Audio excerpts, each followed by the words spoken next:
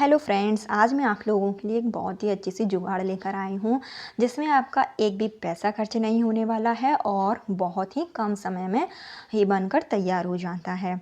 तो जब भी आपको कभी गद्दी की ज़रूरत पड़े या अचानक से हमारे यहाँ कोई भी मेहमान आ जाते हैं ना, उस टाइम पर हमारे यहाँ बिस्तर थोड़े से कम पड़ जाते हैं। तो उस समय ये वाली जो ट्रिक है ना, वो बहुत ही काम आने वाली है। तो वीडियो को फुल वॉच करिएगा, नहीं तो आपको बीच में अगर आप स्किप कर देंगे ना तो आपको कुछ बीच में ना समझ में नहीं आएगा। तो चलिए वीडियो को शुरू करते हैं। और मैंने इस तरीके के जो 4 तकिए के कवर है ना, वो ले लिए हैं। तो तकिए के कवर आप कोई भी ले सकते हैं, किसी भी कपड़े में, कॉटन में हो या फिर जो भी आप यूज़ करते हो वो आप ले सकते हैं। और अगर आपके पास तकिए ना के कवर ना हो तो आप सिंपली जो आपके घर में पुराने दुपट्टे हों या चादर हों, तो उससे आप ना पहले इस टाइप के तकिए के कवर जो हैं वो बना लीजिए। बहुत ही इजीली बनकर तैयार हो जाते हैं, बिल्कुल भी टाइम नहीं लगता है। और इधर मैं थोड़ा सा एक बात ना बताना चाहती हूँ कि कोई भी हम तकिए का कवर लें, उसका जो साइज़ है ना वो एक सा होना चाहिए। मतलब छोटा बड़ा तकिया हम ना लें, नहीं तो इससे क्या होगा कि जब हम इसमें सिलाई करेंगे ना तो थोड़ा सा प्रॉब्लम हो जाएगी। और अभी तकिए के कवर मैंने ले लिए हैं और इसके बाद में ना अभी मैं प्रेस कर दूँगी। तो उसके बाद में हमें क्या करना है कि इस तरीके से ना बीच में हमें इसमें लगा देनी है सिलाई। तो ये जो बीच में हम सिलाई लगाएंगे ना, और जहाँ से तकिए की फिलिंग की जाती है उस सब के किनारे एक साइड रखना है, और जो इसका जो पीछे का हिस्सा होता है ना तकिए का, वो एक साइड रखना है। इस बात का थोड़ा सा ध्यान रखिएगा कि जहाँ से फिलिंग की जाती है उनके मुंह सारे तकिए के वो एक ही साइड रहें। और इस तरीके से ना बीच में हमें इसमें लगा देनी है सिलाई। मतलब 2 तकिए के कवर जो हैं उसको मैंने जोड़ के सिलाई लगानी है। इसी तरीके से हमें तीसरा तकिए का कवर लेना है, और जो दूसरा वाला कवर है ना जिसको हम सिल चुके हैं, तो उसमें भी हमें इस तरीके से उसमें सिलाई लगा देनी है। और जो हमारा खुला हुआ पार्ट है ना, अभी मैं आगे बताऊंगी कि उसका आगे किस तरीके से यूज़ करना है। तो फ्रेंड्स देखिए, जो 4 तकिए के कवर लिए थे ना, मैंने उसको इस तरीके से बीच में से सिल लिया है। तो सिलाई आप कैसे भी कर सकते हैं, हाथ से भी कर सकते हैं या फिर आप मशीन से भी कर सकते हैं। वो आपके ऊपर डिपेंड करता है कि किस तरीके से आपको उसमें सिलाई लगानी है। तो अभी मैंने इस तरीके से इसको सिलाई लगा ली है और उसके बाद ना प्रेस कर लिया है, जिससे क्या होगा कि जितनी भी इसमें सिलवटें वगैरह होंगी ना, वो एकदम से फिनिशिंग आ जाएगी और देखने में अच्छा लगेगा। तो अभी मैंने जो तकिया जो बनाया है ना, वो मैं सिंगल गद्दा में बना रही हूँ, सिंगल बेड के लिए। तो अगर आप चाहें तो डबल का भी बना सकते हैं। इसी तरीके से आप क्या कीजिए, 2 तकिए के कवर और ले लीजिए और उस जैसे इस तरीके से सिलाई की है ना, और इसी इसके पीछे वाले साइड में हमें इस तरीके से और तकिए के कवर जो है वो लगाते जाना है।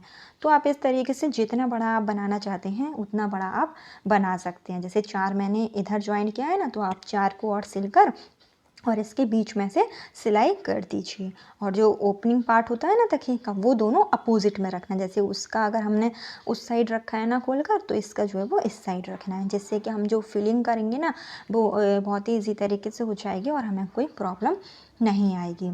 तो इस तरीके से हम चाहे जितना अच्छा गद्दा जो है बड़े से बड़ा गद्दा बनाकर तैयार कर सकते हैं, और इसमें बिल्कुल भी टाइम नहीं लगता है, बहुत ही कम समय में बनकर जो है वो तैयार हो जाता है। तो फ्रेंड्स मैंने ये सिलाई कर ली है और इसके बाद बताते हैं कि हमें इसमें जो फिलिंग है वो किस तरीके से करना है। तो फ्रेंड्स हमें ले लेना है कोई भी तकिया जिसका हम यूज़ ना करते हों या फिर हमारे यहाँ कोई एक्स्ट्रा तकिया रखा हो। तो अभी जो पहला वाला तकिए का कवर है ना, उसमें मैं ये तकिया जो है वो फिल कर दूँगी।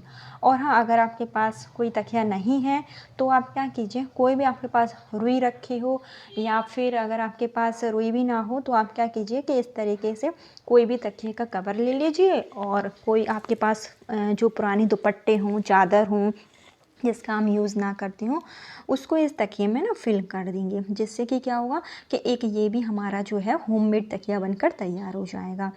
तो अभी मैं चलिए इसको ना फिल कर देती हूँ, क्योंकि मेरे पास भी केवल 2 ही तकिए हैं और जो 2 तकिए हैं वो मुझे थोड़ा सा कम पड़ रहे हैं, इसलिए मैं इस तरीके से इसको बना लेती हूँ। तो अगर आपके पास ये जुगाड़ है तो आप इसको भी कर सकते हैं, और अगर आपके पास नहीं है तो आप क्या कीजिए, सिंपल जो आपके पास रुई हो उसको भी यूज़ कर सकते हैं। अगर रुई ना हो तो जो फ़ोम होती है ना, फ़ोम को भी आप, अगर आप बहुत ही अच्छा बनाकर तैयार करना चाहते हैं गद्दा, तो आप सिंपली फ़ोम ले लीजिए, तो फ़ोम को भी हम इसमें फ़िल कर सकते हैं। तो अभी मेरे जो एक तकिया है और एक जो होममेड तकिया वो बनकर तैयार हो गया, और इसको चलिए अभी मैं ना इसमें फ़िल कर देती हूँ।